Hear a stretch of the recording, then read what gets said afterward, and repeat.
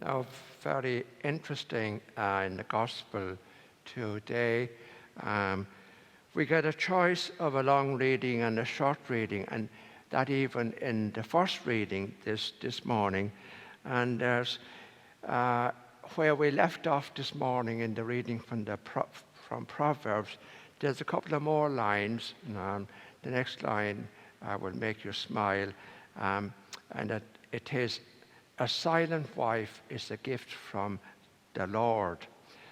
And then it finishes off with a beautiful line at the end, "Like the mountains of the Lord, like the sun rising over the mountains of the Lord, is a good wife, is the beauty of a good wife in a well-kept home."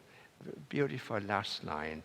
And in the reading from the Gospel this morning, the short version ends with the guy who received the 2 talents being commended and complimented by the master. Now, just for a change this morning, we're going to go for a few moments and we're going to focus on the third person in the Gospel this morning, who comes at the very end. That's why I read the longer version. And the man who received just the 1 talent. So how do we deal with him, or what was the problem with him? And I think you'll be able to identify many of us. He would come across to me as a rather fearful person. If you go back to the center of the Gospel, we're told the master gave talents to each one according to his or her abilities. And so going back again to the third man in the third one in the Gospel this morning, he was probably, we'll try and work out why he buried the talent and see if you can identify with this person in any way. He was probably a person who, instead of accepting himself or herself as she or he was, they were looking at other people and comparing themselves to others and coming off second best. Well, look at all the talents he has.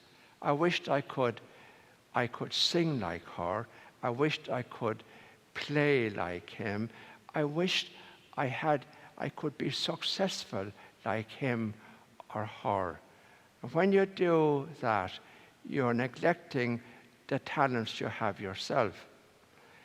Because all God asks us is to make the best of what we have. Now, it doesn't matter what we have as long as we make the best of it. It doesn't depend on quantity, it depends on quality. And the one thing that really holds us back, I think, is a simple little word, fear. Now, many of us are very fearful.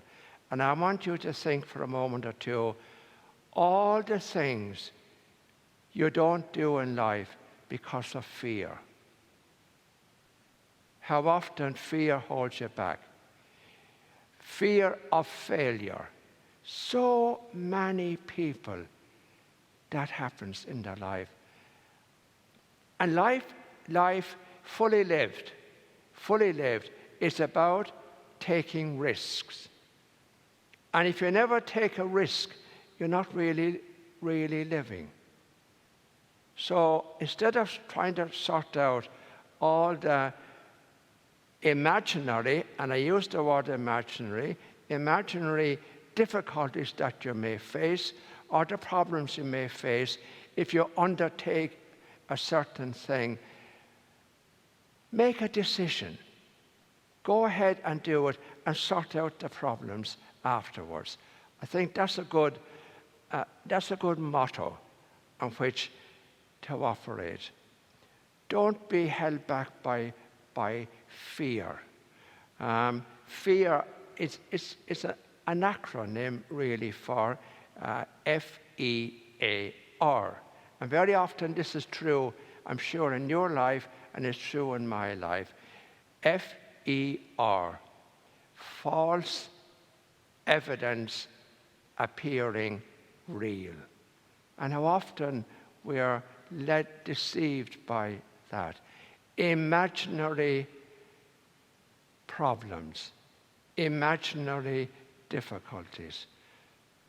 And many of us, many people are like that. They live very anxious, fearful lives. Think of all the people who cannot cope with failure, who cannot cope with loss. And we see that nowadays being played out on our television screen. Cannot accept losing or failing. And failure is a very important part of our lives. In fact, very often we learn more by failing rather than by succeeding. Life is not all about success. And very often, to fail is real success. Because I find in my own life, and I'm sure you have found in your life, that isn't it true that we learn very often a lot more about ourselves and about life when we fail than when we succeed at everything we do? Success leads to maybe false pride, that I'm better than anybody else. No, but very often when you fail or you make a mess of things, you stop and you ask, what can I learn from this? Because failure is always a teaching, a learning moment in our lives. And I certainly, in my life, I wouldn't be here today happy and joyful, but for the many, many failures in my life. And I reached a stage where it never crosses my mind to thank God for my successes. But believe me when I tell you, I thank God many, many more times for my failures. Because for me, I used them as a teaching moment or as a moment to make a new beginning. And every morning, every day you get out of bed is a new beginning in your life.